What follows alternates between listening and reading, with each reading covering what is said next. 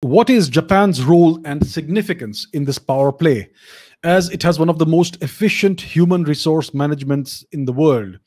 Yes, you are right. In Japan is one of the most optimized countries in the world. It has one of the most efficient systems of governance and business, and it was one of the best industrial ecosystems in the world. It has the best cutting edge research and development. Japan is considered to be a shadow nuclear power, which means it doesn't have nuclear weapons, but it can have nuclear weapons next week if it wants to, and it can have delivery systems too next week if it wants to. So that's the level of technological advancement Japan has.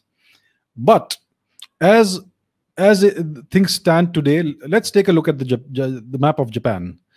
So here we are. Let's go towards Japan. This is where Japan stands. So Japan occupies a very interesting and significant position in the geography of Asia. It essentially cuts off much of the Pacific from China, because Japan goes all the way to these islands here, Okinawa, etc., all the way to Taiwan. So that's one of the island chains that China is always so concerned about. So Japan occupies a very strategically important location geographically. Japan is a pacifistic country. It has a small army, an armed force, so to say. They call it the defense forces. So since the Second World War ended, Japan has been basically militarily very inactive, very dormant. It does maintain a military. It does have a reasonably good navy as well. But the entire focus of its armed forces is on defense. There is no offensive. It has never taken any offensive attitude ever in the past 70 plus years. So Japan is a significant power, but it doesn't project power beyond its borders. Even if you look at Japan's economic policies, economy can also be a means of projecting power beyond your boundaries, beyond your borders. But if you look at the way Japan conducts itself economically and the way China conducts itself economically, you will see that China is intent on an ever-ending expansion and projection of power using all means, including economic means, which is one of the very important components in China's foreign policy. Whereas Japan does not indulge in the kind of economic practices and trade practices and mercantile practices that China does. Japan does not try to beggar its neighbors. It doesn't indulge in mercantilism. It doesn't try to lay debt traps on its neighbors.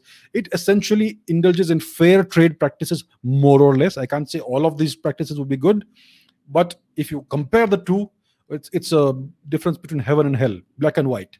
So Japan doesn't have the ambition to be a global geopolitical player. It is content to be a peaceful and developed country and to live in peace and let others live in peace. How long that will last? Well, it all depends on China's attitude. China has a big grudge against Japan, and because of the events of the Second World War, and China always uses these historical pretexts to bully other nations. So there is a ongoing land dispute, territorial dispute between China and China has been bullying Japan in various ways for a long time. So Japan is a significant economy. It is one of the most technologically advanced nations, but it is not a global player on the geopolitical scene because of its pacifistic constitution and because it is defense oriented. It has a very strong navy, FYI. Its navy is more powerful than India's navy, significantly more powerful than India's navy. What is the measure of a navy's strength?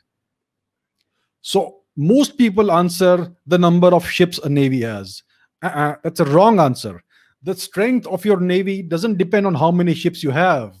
The strength of your navy is directly proportional to how many missiles you can deploy at sea on a given day. And the Japanese navy can deploy more than 1,000 missiles on any given day. So right now, as we speak, it has at least 1,000 missiles deployed at sea right this moment. Maybe more, maybe 1,500 or more. So that is the strength of the Japanese navy. The strength, the power of a navy is measured in the number of missiles, anti-ship and other missiles it can deploy at any given time. So Japan's navy is much more powerful than India's navy. Its submarine strength is very good. It has very, very advanced submarines. So these are factors that China is wary of.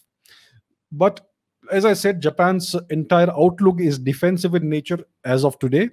And that's why it is not a very big player on the geopolitical scene, even though it can become one if it chooses to, or if it is allowed to by its overlord, which we will get into in a few moments.